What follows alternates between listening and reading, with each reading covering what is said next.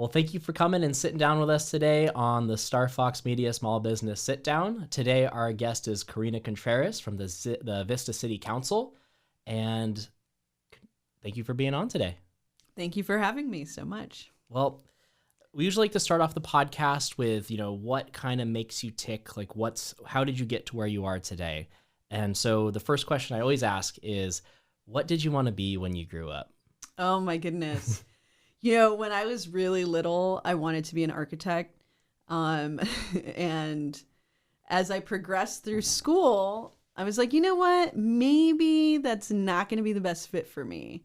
Right. And so, but I had always had a fascination with urban landscapes and buildings. And that just kind of like sat in the back of my mind as I went through school. But really, as I got older, and mostly it started in middle school. Mm-hmm. And I actually recently ran into an old essay that I wrote in 2002. I think it was 8th grade, where I made a little essay on an ideal city. And I just put it up on my social media. And I'm talking about, clean streets and trees, giving shade to pedestrians and that kind of stuff. So, and looking back, I always really had this desire to be part of what is urban planning, community planning. Mm-hmm. But I didn't really know what that was. Yeah. I'm sure a middle schooler, it's a little over ahead of a middle schooler. Right. But it's like I never had any interaction with any elected officials. Mm-hmm. So I didn't even know really about the political world. And that's not something that even became clear to me until 2017. Mm-hmm. That was actually my first time that I had attended a council meeting. And I went to one in January of 2017, and I just never stopped going. Wow. Yeah. Very cool. And so, I mean, obviously there was a journey somehow between the middle school essay, right, and, actually becoming a city council member. Huge journey. So, I mean, did you go to school? Like, did you think, like, at that point, did you know that's what you wanted to do? Did you go to architecture school? Like, what? No. No. So, I had always been like a little bit more elevated in math, but was like the worst of the pack in the elevated group of math. Right. Of that cohort. So, but I actually in high school, I really started, that's when like YouTube started coming up, right? I graduated from Vista High School in 2006 to give you an idea of the time frame. But I started really looking at social problems, and a big interest in media and media literacy. And so for college, I wanted to do something in film, but also look at the sociological, perspective of things. So I ended up going to UC Santa Barbara, and I double majored. I did film and media studies, and doubled in sociology. And oddly enough, after that, I came back to Vista and got into like finance, right? Like this, a really interesting segment of finance that has to do with collections, right? Yes. That kind of stuff. AR, AP, business to business, right? But that's not really where my want for being in the political world came from. I really felt disconnected from my community by just working, right? I was making good money. I was like, okay, what's the next step? Like buying a house or something like that, right? White picket fence, like the whole... Right, just like the usual thing, right? I was like, okay, well, is that really the direction I want to go in? Because I am working all day long and I'm not even volunteering even a little bit in my community. Right. So in 2015, I ended up doing something a little bit different. And to give you a little background, my grandparents have been here in Vista since, the 1970s, and they started their own business here. And they had a nursery. So they did a lot of ground cover plants, that kind of stuff. Yeah. So I grew up on their property. As long as we stayed away from the customers, we could build forts, right? Yes. My brother, my cousins, off Foothill here in Vista. And I'd always had this real big love for the natural world, for plants. And, you know, Google, which will take you into different directions and rabbit holes.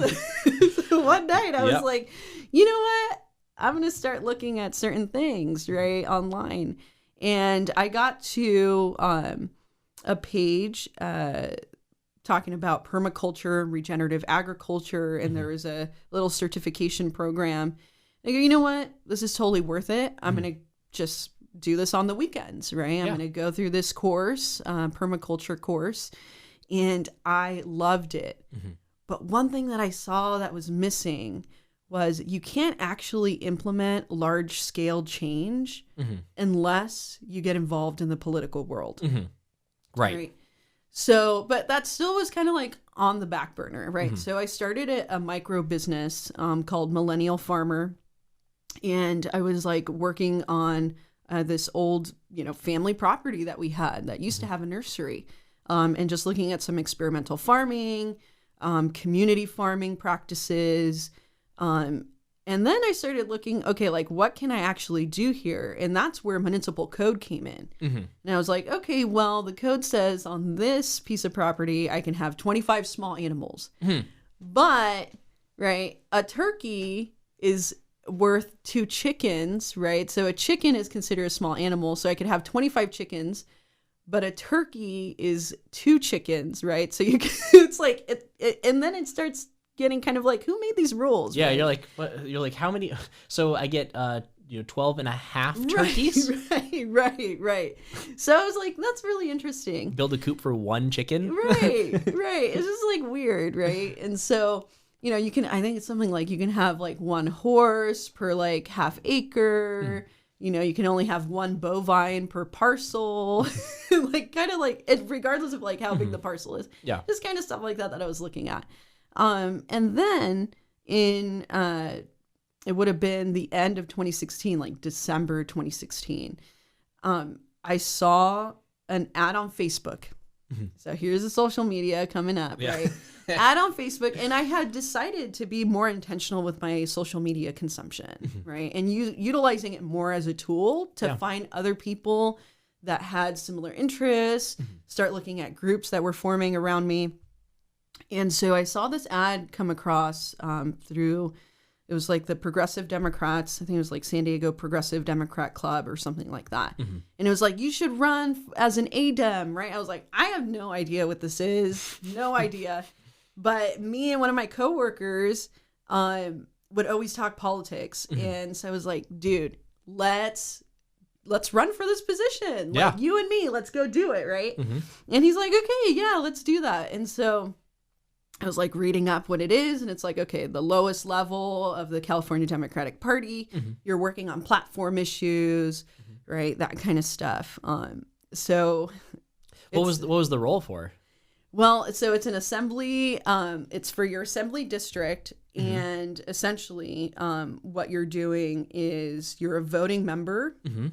So 1/3 of the ADEM body is elected by the people in that assembly district. Okay. The other 2/3 are like appointed, right? And so that's like a whole other fight in the Democratic Party, right? Because it's like, okay, well, there's a lot of people that get appointed. And just like for people who don't know, are the assemblies like statewide? Okay. So state assembly districts. So we're here in Vista. We're part of Assembly District 76, right? And so that's Carlsbad, Oceanside, Vista, and Sanitas. So I still didn't really get it because I was like so new to it. I was like, okay, platform. Okay, so like, you know, universal health care, that kind of stuff. Like they need people to fight for that. I was like, I'm all about that. But I also want to bridge the divide between Vista and the coastal communities. Right. Because I feel like the further inland you get, the less representation that you actually have. And I feel like the coast takes up a lot of representation. And so we kind of get left behind. So like I got there my friend got there, and the first thing I see, right, this is at Oceanside Library on the day of the voting, and you go and you do your little stump speech. Well, I had no idea what was going to happen.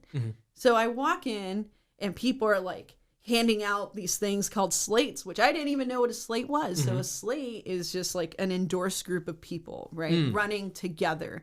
And when you run a slate, it makes it a little bit more probable that one of those people is going to get on. Yeah.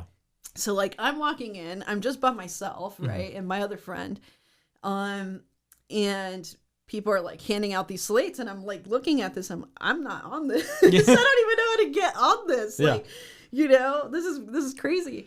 So the line was just huge. There had been like this newfound interest in local politics, and also like trying to, I guess what you would call infiltrate, right, the party to make it more progressive. So there's a lot of contention, in who was going to be taking up these more progressive ideals.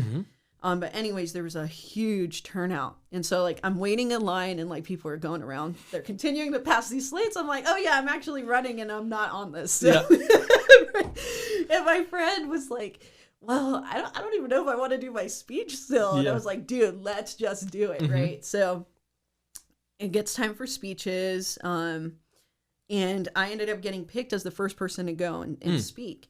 And so I gave my as a fresh new person, right, you don't get to see how anyone else does it. Or... No, like I was literally the first person. Had you ever attended one to see? No, I had no idea what I was getting into. Right, it was just like such a novice. Did they give you any guidelines, like keep it to like 3 to 5 minutes? I think it was like maybe 2 minutes. Okay. Right, and it was funny because some of these people that I had heard about that were in the political world, but I just like knew the name, like Esther Sanchez, right, who's now mayor of Oceanside. Like she was there, like she gave like, a little speech before everybody, and it was like a little pep rally type of thing. And I was like, oh, this is so cool. Like I've known these names for a long time, but I've never put a face to it. I didn't really know who they were.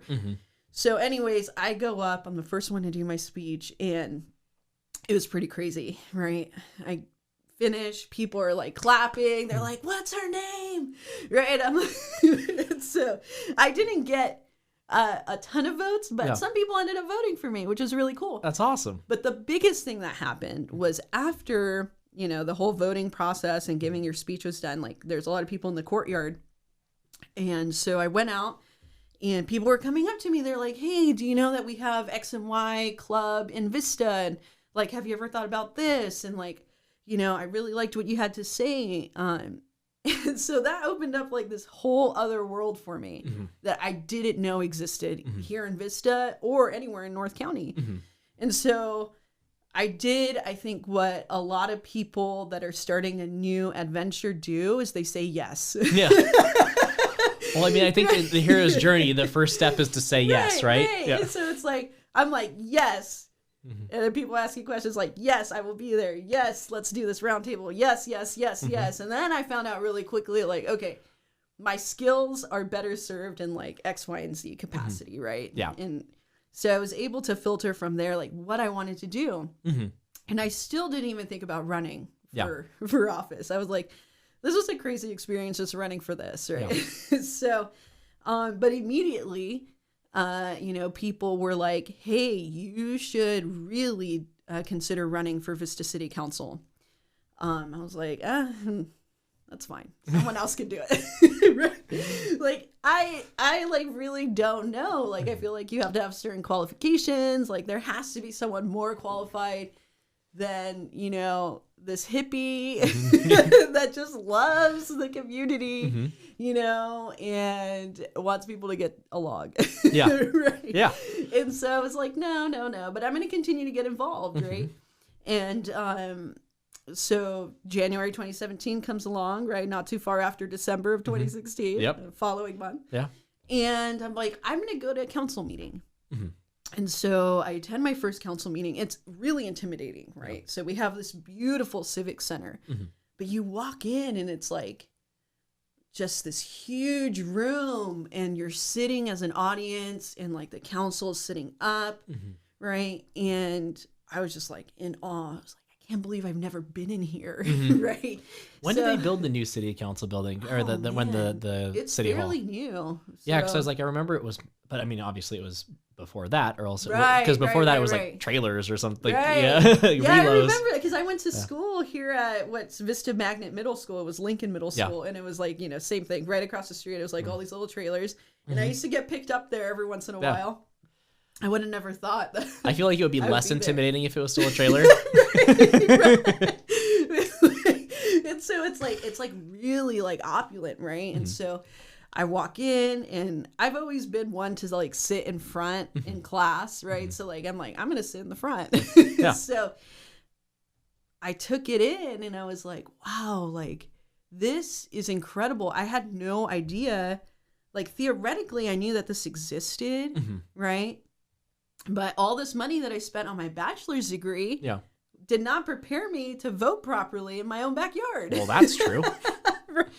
And it doesn't matter which political affiliation. Like when it comes to city council, it's nonpartisan, right? And it's just like focusing on your community. Mhm. But I was like, I just feel like there are parts of our city that are left behind. And when these grievances are being proposed to council, like the responses that I'm getting back just seem a little less than I would want, right? Like I think the last thing that anybody wants to hear when they have a real grievance is like, no, we don't have enough money for that. Yeah. Right. But then like I'm seeing this downtown get built. Yeah.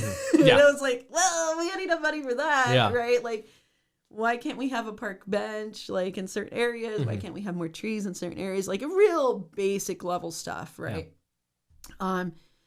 So, I decided to speak up. And then I just kept speaking up, and there were certain things that happened here in our community with unarmed Latinos being shot. We had a protest, and we had a huge show of force for about 20 protesters come out. And I just really wanted to address some of these issues. And I just kept getting pushback. So that's kind of, where the tide started turning for me, where people kept saying, hey, like, we really like what you have to say. I really think that you should be serious about running for office. And no one else was stepping up to the plate. And I was like, well, you know what? We can't just let someone run unopposed. Right. Right. Makes like, sense. I really think, that we need to have people give what they want to see in their community, let people know that. And then if someone wants to support that, they can vote for that person. Right. It's really good to have that type of debate. Yeah, So- I really don't like it when people run unopposed. Like, Right. I almost just like make a rule of not voting for someone if they're unopposed. Like, I'm just Right. like, well, they'll win anyway, but like, Right, but I don't it's like true. this. It's true. I think it's really important, Yeah. and so what we're seeing too, not just here in Vista, but like in North County, is there's this resurgence of more community input, more people's agencies being activated, and they're seeing like, hey, my vote actually can make a big difference, especially when you look at the local level. I mean, at the federal level, it's just wild. Absolutely. Right? At the local level, it's like, you don't have a stop sign where you want a stop sign. There's someone responsible for I've that. always found that like local politics is underappreciated. It's in my opinion, it's the most important things you vote for because they have the most direct impact on your life. Like federal government doesn't care about your stop sign. Right. They don't care. Right. They don't. They do. They will never care. No. It's just not. It's a scale issue, right? They can't care. Right. So like all the things that actually affect your daily life are like mostly at the local level. Totally. Rarely even at the state level. Like maybe more like overarching policy wise, Right, like right. What kind of grants are you going to get to put stop signs? Yeah, in? exactly. That kind So of it's important to have those things, but like when it comes Right. to your day-to-day life, like it's like you really need to focus local. 100%. And I just like did not understand that in practice, right? It was very theoretical, and then when I started getting involved, I was like, wow, like this whole time that I've been voting, I have not taken this seriously. Right. And there's just a different way of getting involved. And not everybody, it also is, unfortunately kind of a privilege to be that involved. Yeah. A lot of It's time commitment. It's so much time. Yeah. It's a full-time job just to understand what's happening in your city. And, as a citizen, you're not getting paid for that. How many full-time jobs can you have, right? You have your full-time job, then if you have a family, that's a full-time job. And then you got a side hustle probably, and then you got a dog to take care of. Yeah, it's like a bunch of full-time jobs. So you only have so much time, right? And that's where I also think like the biggest part of being an elected official, especially at the local level, is being able to be that bridge of communication between that civic center and your community. Yeah. Right. And so sometimes like that job's not for everybody, right? Like we have a whole staff. My coworkers on staff are incredible. We have a whole finance department. We have a whole everything department, right? So it's not necessarily what I've seen is that you have to come in and be an expert in any one thing, but you have to be an effective communicator. Right. And you have to be willing to listen. And that's really what pushed me into it, because I was trying to I had meetings with, some of the elected officials at that time. I would go to council and I would just get so much pushback. And I can't, someone can't tell me that we don't have money for really basic things when we have our reserve continuing to increase. Right. And so maybe with someone who isn't as involved, that flies, right? It shouldn't. But with someone who is really involved, that's not a good enough answer, right? No, we can't do something because we don't have enough money is not a good enough answer. Right. So eventually I said, you know what? Yes. Yeah. I'm going to do it. Right. And what am I getting into? So that's kind of what led to me saying, okay, it's time. It's time. Let's the do time it. is here. Let's do it. And I mean, from that, I'm sure the actual process of running is probably a lot more intense than people think. I mean, let's when you ran, what year was your first year that you ran? So I announced in, what was it? I think I filed my paperwork September of 2017, and the election was November 2018. So I did my paperwork. There's also a ton of paperwork. Yeah. Government paperwork? Oh my shocker. Gosh. Right. Total shocker. So much paperwork. And so I started getting my paperwork done, right? Getting all my ducks in a row. And then there's the whole thing about raising money. Right. That's another thing people don't usually know. Right. And so everybody's like, you need to raise $20,000. I'm like, oh my gosh, that's crazy. I'm not independently wealthy, right? I took a huge pay cut leaving my job in 2016 to kind of go into a more permaculture, regenerative agriculture situation, but still was working a particular job that I was like, hey, you know what? That's where I started doing business to business, accounts receivable, payable, still doing collections, and the construction, equipment rental industry. Yeah. Was part of a company actually that was kind of disrupting the market, using, web-based technology to connect to their customers better. And so it was really interesting to be in that company. It has then been swallowed by the Walmarts of equipment rental, which is United Rental. So I worked for Blue Line Rental. It was really interesting. But I had a particular schedule of 6:30 a.m. to 3:30 p.m. And after work, it was okay, now I got my second job, right? And that's running for office. So trying to juggle those two things. But I didn't come from a place where I was just going to be able to give myself just 20 grand, 10,000, right? 15,000. That just wasn't going to happen. Right. So I'm looking at my community too. And I'm like, I'm fairly new, right? My, what you would consider name ID is pretty low in the community. So how am I going to go about this? And that's where I was like, I'm going to lean on my own skills, right? Mm-hmm. Which is what I learned in college through, film and media studies, through, being able to read the community through a sociological lens, right? And ask people to donate money, right? Yeah. But I ran on a shoestring. Like I raised a little over $9,000, So less than half of what they recommended. Right. Yeah. Totally. I mean, my opponent at the time, I think he was able to lend himself, like $6,000 to start his campaign right away. And I was like, wow, it took me months to raise $6,000. Right. So I was literally like my own printer. I was like, got colorful pieces of paper and in thirds, like printed, what my platform was. And I had a great group of volunteers that were in the community. Some of them were retired teachers, so they knew a lot of people in the community. Yeah. And we went door to door. Yeah. And we were having those conversations that had never been had. Yeah. That people were just thankful that someone cared. Yeah. And they're like, you know what? I may not agree with you on X, Y, and Z. And I'm like, yeah.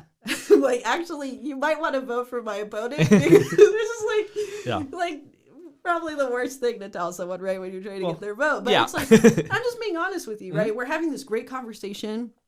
I remember one in particular, this woman, and, everything I had to say, she, like, had something to refute. And I was like, honestly, like, I really think you align more with my opponent. And that's who you should probably vote for. But just know that if you do vote for me, I'm going to come back. I'm going to be here for you. Yeah. Right. And she's like, you know what? I really like you. Yeah. Right. Yeah. She's like, I don't know who I'm going to vote for, but, I really appreciate that you came. But then she was like telling me about her neighbors, right? Yeah. Like, you're going to get along with this neighbor. Yeah. Like, go talk to them and blah, blah, blah. Right. And so it's funny because, like, I mean, as you said, like, city council's not supposed to be a super partisan area, right? It's more like, city issues and stuff. So it's like, listen, I know we disagree on a lot of things, but like, I'm still just going to be an advocate for you. Right, so like, and in that case, people need an advocate because at the end of the day, this isn't council's money. Yeah. Right. This is our money. Yeah. It doesn't matter if you're a property owner or you've been renting here for 30 years. Right? We all pay property tax either directly or indirectly through our rent. Right? So we all pay sales tax. People are buying stuff all the time, right? So where's the representation for the community as a whole? Right. And then going into districts, I love it because now, there's personal accountability to one person, right? To one elected official. Yes. You get to be, represent the entire city, but be extra accountable to your neighbors in your district. And what had happened before is like we would come with certain grievances and it's like, would just get pushed along or whatever. But now it's like, if you don't address those grievances from your neighbors, they know where you live. No. Right. I'm like down the street. Okay, you guys, don't egg my house. Yeah. But there is a point of accountability, right? And I tell people all the time, like, I get paid for this, right? Not that much, but I am working for our community. Yeah. Right. And so this is like any other job. If you don't think I'm doing a good job, where do you fire me? Yeah. At the ballot box, poll, right? Yeah. So like, just don't vote for me. I would much rather you tell me before it gets to that point. For sure. That, there's certain problems and, how can we address it and get together as a community to discuss that. Yeah. But, at the end of the day, your work does have to show through. Absolutely. So if you've been there for 4 years, you should have something to show for, right? Yeah. Not like this big bank account from donations. Right. It should be the stop signs that people have been asking for a decade, right? The sidewalks that people have been asking for. Not just sidewalks anywhere. Right. Specific ones that are going to be used. So it's just been an incredible journey, and the amount of people that I've been able to communicate with, even in the pandemic, right? The pandemic has brought so many challenges to a position like this that is so public, that, keeping in communication can be difficult, but, people reach me on Instagram, they just DM me, right? They'll text me, right? They'll send me a message on Facebook. on Facebook on my, political page, and Yeah. we can get together. I do socially distanced walks, right? Someone has a problem in their community and their little neck of the woods. I'm like, hey, you know what? If you feel comfortable, these are the different ways we can communicate via Zoom, telephone, in person, socially distance. Is that, which one do you want? Right. And so it really has been a blessing to be in this position and meet so many incredible people, including our business community. Yeah. Right. And so I know that this is a podcast that's focused a lot on small businesses. And the reality is that there is a direct connection to that civic center, right, when it comes to small businesses. And during the pandemic, the city has taken certain positions that have helped our small businesses that we really needed to take. But there's certain things that, we could have done prior to the pandemic, right? Like allowing dining outside, right? On, the curb and stuff like that. And those are things that people have kind of like asked for a long time, to have like more of a community feel, but there was this trigger that allowed us to move forward, and now we can reimagine our world, right? Especially because the pandemic doesn't seem to be going away. Right. So we need to continue to be creative, and I'm very thankful to Mayor Ritter, who put me on the committee with her for economic development. We're going to be going over that, I believe, in our next council meeting. Great. Yeah. And what are the strategies moving forward so that we can be competitive in the 21st century? Yeah. Because before, maybe a city, it wasn't within their purview to necessarily talk about childcare and youth development, and take such a strong position on it. But in the 21st century, what's happening on the ground right now is that we need to have a strong tax base. Right? Yeah. We need economic vibrancy. We need to have more opportunity for people. The Film Hub here is a great example of, co-working in different spaces. And wouldn't it be great if our downtown provided more little nooks and crannies for business opportunities like this? Yeah, right? absolutely. So, including a strong Wi-Fi. I mean, yeah, definitely. Actually, I mean, even this business was actually born out of the Film Hub. Like, so the co-working opportunity, basically, I had a marketing sole prop that I was running for years, just solo as a side gig, because I'm actually a film producer. So, cool. As my full-time job. And then before that. And so I've been doing, the film is very cyclical, right? You're working on a big project for a couple years, it comes out, and then you have like a bunch of just projects in development. You don't know which one's going to get picked up. You don't know what's going to work. So you're kind of like in a lull. And then also you have a big project again. So in those lulls, it would be nice, and you get paid the same way, right? Big project budget, great. Right. But then it's done, and you're like, okay, now I haven't done a project in a year and a half, and I haven't made a check. So that's like, so it's nice to have something that was like, oh, I could just pick up and do a couple websites, set up some social media accounts. Like, it was great. But this last year, it was with COVID, like the film industry was very weird to work on. So like, it's hard to go to an investor and be like, hey, we're looking to do a film. We need $15 million, and we're going to make this film, and we're going to show it in theaters. Like, theaters are closed. Right. Yes. Not forever though. Right? Like they're not going to be closed forever. It's like, well, that's too risky. Okay. Yeah, no, I understand. Like so it's weird to go to people right now and try to make a film. Yeah. There's so much uncertainty. Yeah. And we always use, like, we like to use independent investors and not go to like the funds and like those into, Hollywood and have them fund it, because, a lot of times they want to control the story. They want to control the people who are in it. They want to they want to take control over the project, their money, their project. Right. Right. So, the independent investors were kind of like, like, I don't know, man. Like, so, I want a good return on this. Yeah. It's like, so what happens if they don't open? And it's like, well, I mean, we can go to streaming and stuff. Are you going to make $15 million on streaming? Right. Probably not. Right. It's difficult. So like the whole business model just got flipped on its head. So like I had basically was like, okay, I'll get into one of those phases where I start working on the marketing stuff. And I had my partner, Carlos, like he was working with a company doing their marketing. And, at the same time I was like, oh, you want to come help out? And we ended up meeting up with another marketer that was in the Film Hub, and then a videographer that was in the Film Hub. And we kind of basically just started this as a, its own corporation, and like got it like where it's running as an organ, like a full group instead of just me solo anymore. So the whole idea, like I met, Celia, our designer, web designer, graphic designer, and Sean, our videographer, in the building. I did not know them before we moved in to get like into the same co-working area. That's the magic, right? That's the magic there. And it's, so how is, what happens at City Hall going to help foster this type of community, right?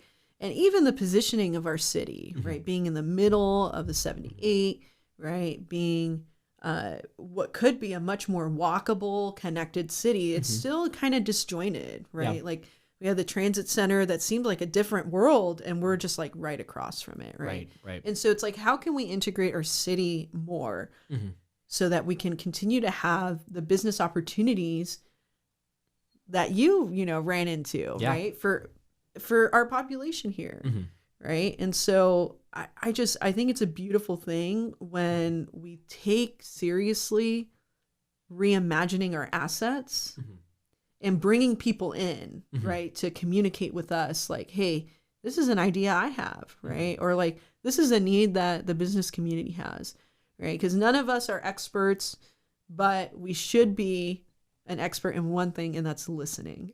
Yeah. Right? So I really appreciate you telling me that story. Yeah. Because it is exactly the type of business opportunity that we want to see come about, right? In co-working spaces, in, people that are walking around from here on their lunch break, right? At, I don't know, at Miko's or we walk Belgian over to Beaver, we walk to right? those probably, more during the summer, but we were walking there, 3 times a week. We'd walk to to one of those and have lunch. So. It's great. And so that our restaurant businesses they can't survive on a good Friday and good Saturday. Yeah, for sure. They need to have stable clientele, right, coming in. Lunchtime crowd. Right. And so the only way to really do that is to be a little bit more strategic in how we design our city. And that comes down to a lot of zoning, right? Our planning commission, and then it goes to city council sometimes. And so we just have to understand that these connections don't necessarily happen on their own unless we plan. It's like building an ecosystem. Someone needs to foster it. Right. We have a little coral reef going on here. Yeah. Right? So it's like, when we keep building our coral reef, like we'll have more diversity, more integration, and more opportunity for someone like yourself to meet someone else. And then bam, potentially there could be like this whole other endeavor that happens. Right. And so I am really thankful to be part of that mix. And I'm really, really excited for our economic development strategy meeting that's going to be coming up, because I invite all the small businesses, and everybody in our community to really partake in that, because this is a document that is going to be the backbone of our economic development. Right. And what kind of strategies are we missing? Yeah. Which ones are we kind of off the mark? Which ones do we need to focus more and flesh them out more, right? And so all that kind of stuff, before I got involved, it was still happening, but I didn't know about it. And I feel like I've been able to provide some insight and use that type of political influence to really advocate for my community to grow into something that is going to be great for everybody, because we need to continue to get, sales tax. We need to be able to do that. To put up the stop signs. To put up the stop signs, right? To put, really take on some of our corridors, like it's called active transportation, right? Biking, that kind of stuff. Make it safer. Yeah. Right. So even the Paseo Santa Fe sign changing to Vista, right? Like that to me was so amazing. And that happened at a council level, right? We advocated, for that sign to really be a reflection of the pride that we have in our city, right? Paseo Santa Fe, there's a lot of money that went into redeveloping this area and making it a place that people feel, like there's a collaborative spirit that you could walk to Pepper Tree, right? Yeah. You can walk to Belching We Beaver. almost share a parking lot with it. Right. If there wasn't a little chain link fence, we would share a parking lot with it. So, there's so much, but it's like you can't rebrand a city. You just have to invest in it. Right. And so I feel like there was a Vista that existed before that people were not as proud of. And we've come together as a city, and really thankful to my colleagues and then previous councils too, that we've gotten into a place where we now have this really good foundation, and we can continue to build the city that our residents here want, that new people that are coming in want, and we can continue to go in that direction. Yeah. And that sign, the arch changing to Vista, I think is just Embodies. the cherry on top, right? Like, it really does embody what the culture change and the pride that we have in our city. And more people getting involved, which I think is great. Like, we need to continue to have people involved. Yeah. And running for office. And so, I mean, that's a great segue to usually what we do as our final question is, like, if someone did want to, follow in your footsteps and and run for office and be able to make a difference, do you have any recommendations, any tips, or any advice that you would give them? Go to city council meetings. Yeah. That you will not learn what you need to learn if you don't participate in city council meetings. That was my big takeaway from before I was on council to now being on council, is that the public and the council members essentially have identical information when it comes to staff reports, right? And that's all on the agenda. There's these big reports. It just means that, maybe you don't want to read every single little thing, as just someone that's doing this for interest or not a as hobby, a full-time job, right? Not as a full-time type of thing. But come and check out a council meeting. I think that's the best way to see, one, who represents you, or, maybe you're not being represented correctly. But also, what does it mean? What do these words mean, right? It's a whole other terminology, and that could be really intimidating. But once you start hearing it, and it's like a whole other way of, being literate, right? In your municipality, right? You can start from not knowing anything about zoning, and you can go to a council meeting and be like, that's what that means. Yeah. Right? That's what that means. Okay, cool. So my first tip of advice to anybody, and I've had a lot of people come and ask me this particular question, is always go to your respective council's meetings. Right. If you're running for, state, follow up on those types of meetings. Yeah. If you're federal, good luck.